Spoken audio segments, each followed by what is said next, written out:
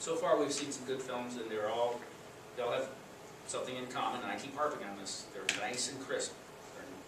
The number one problem, I was on the selection committee for the Boulder International Film Festival for 3 or 4 years, and we love the short films.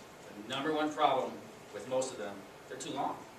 If it's a short, you gotta get in, and crisp, and get out. So,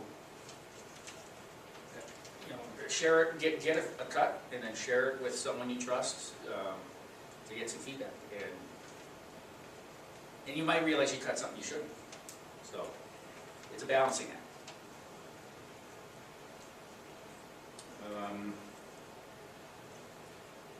Something else, if you can, we had another one that came in, good looking movie, everything about it was really nice, but they obviously had only ever watched it on their computer, you know, editing it and playing it back on little tiny computer speakers. Once, you know, they submitted the film and I played it on like an auditorium quality sound system, there were booms and sounds and background just all over the place that they had no idea that those sounds were even in the film. So if you can, if you have a home theater, that's probably fine. Play it on there, and you'll hear, you know, stuff coming through in the soundtrack that you're not hearing on your computer.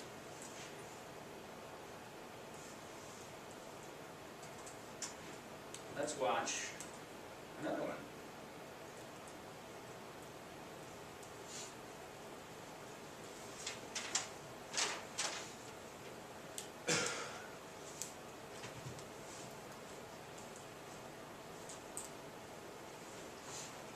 What's our official time? 9:30. I ask that every time. It changes.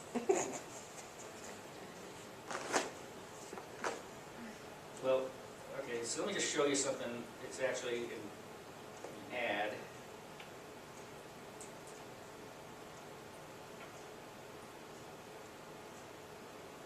So I don't represent this company or have any financial stake in it, but my next project, I'm going to do some of these kinds of shots, and I'm floored at how accessible these kinds of shots are to everyday filmmakers and hobbyists. So let's watch this one. Like I said, this is just an ad.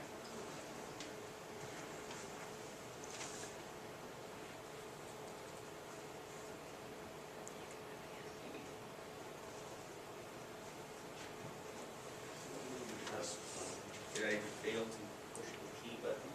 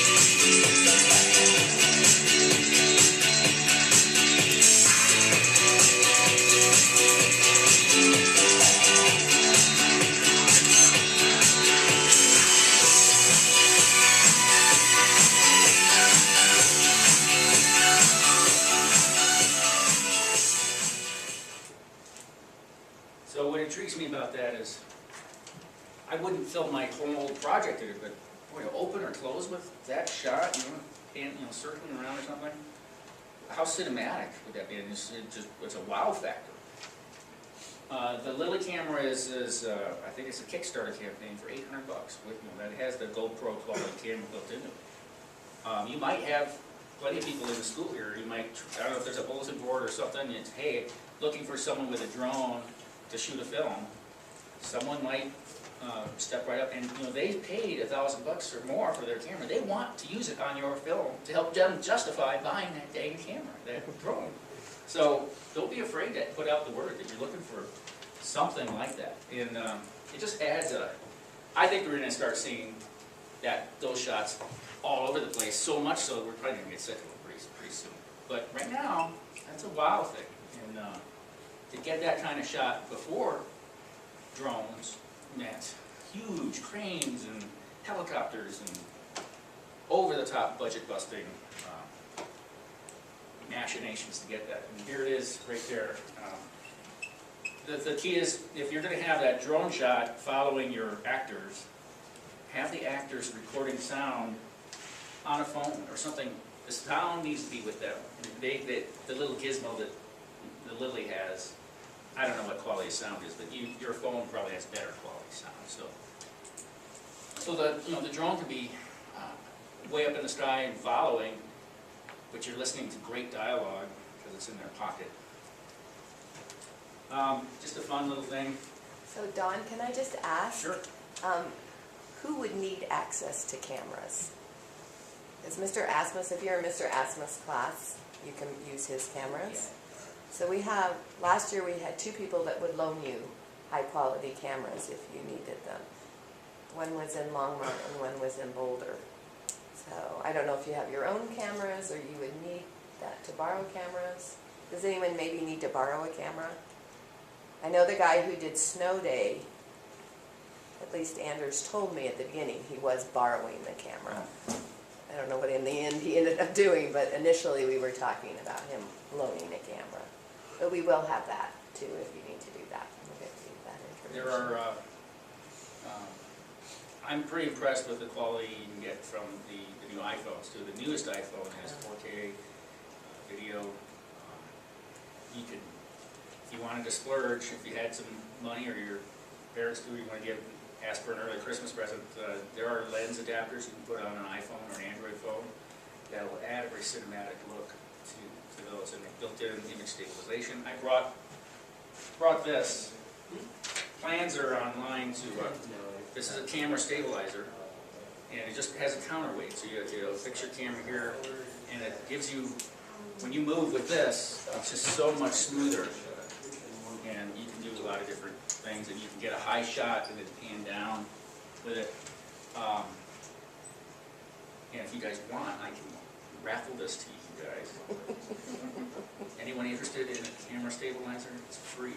And I also have some pretty high quality lens adapters for iPhones. Great. I have a zoom and I have a wide angle. I think I have a fish lens. I may have more, but they're pretty high quality ones. Well, I'm thinking of a number, I'll give this off to whoever guesses the number closest to it. So I'm thinking of a number between 1 and 100,000. All right, whoever wants to be in on it, throw out a number. 37. 65.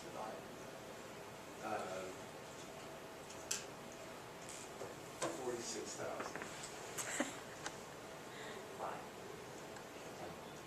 50. 700. 9,000. All right, we had the highest number, 46,000, because there's a million. 100,000. All right. Great job, Matt. Don't whack anybody with that, and I'm sure he would loan it to anybody who wants to borrow it. Let's talk about, did I show you guys a film called Good Dog? Has anybody seen that? You see it? Yeah. Did I show it in one of these seminars? Last year. Last year. Linked. I wonder if we can, how many animators do we have here? Oh, Because we have quite a few animators. I wonder if we can look at an animation. great, I was thinking the same thing, and you have just the one to show.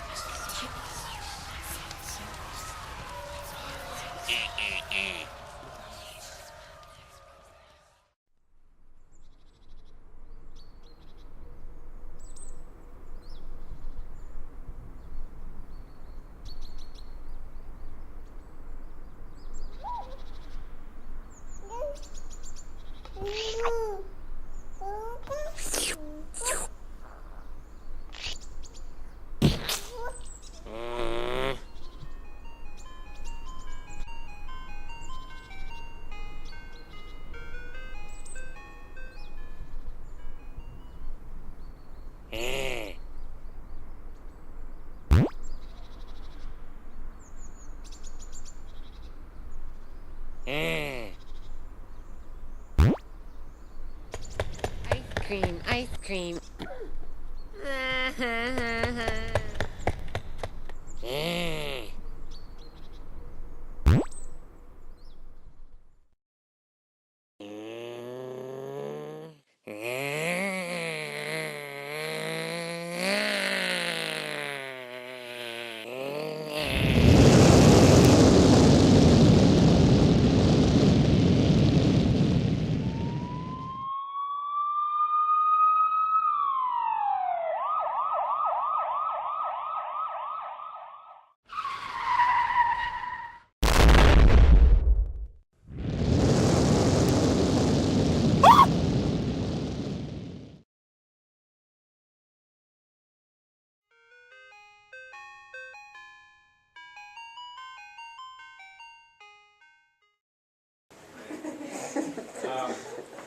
Well, the director's present, so let's. What a great! That was one of my favorite films, and because it's so hilarious. It's just where'd the idea come from? I was gonna do something else initially, but that was like one of my backup ideas. Really? And I kind of thought about it more, and I decided to go with that. And I wrote down off of it. Now, how long did it take to make that? Really long time. A really long. Animation is tedious. You're in your pretty much alone in your own little world with this little blobs of clay. You follow the rule of threes. You had 3 ice cream cones that you tried to buy, and they all melted, and then in the middle there was the ice cream, the other end. Just a nice, wonderful. Your sense of comedy is great, so I applaud you for that because comedy's hard. What anything stand out is that you would do differently? I try and vary my camera angles a bit more. Yeah. I know that's hard, because in animation, you're locking everything in most of the time. So that's a very, you have to be very deliberate and planned when you have not only is your animation, your subject making minute changes, but then the camera makes a minute change too. There's similar to that camera stabilizer.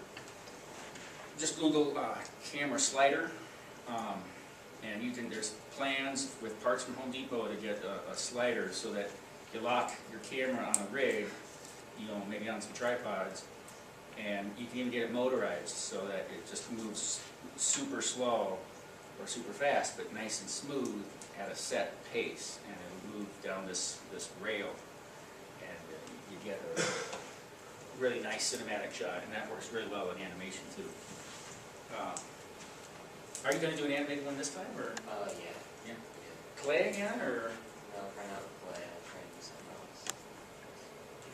Well, they did a great job. I enjoyed that movie at the time.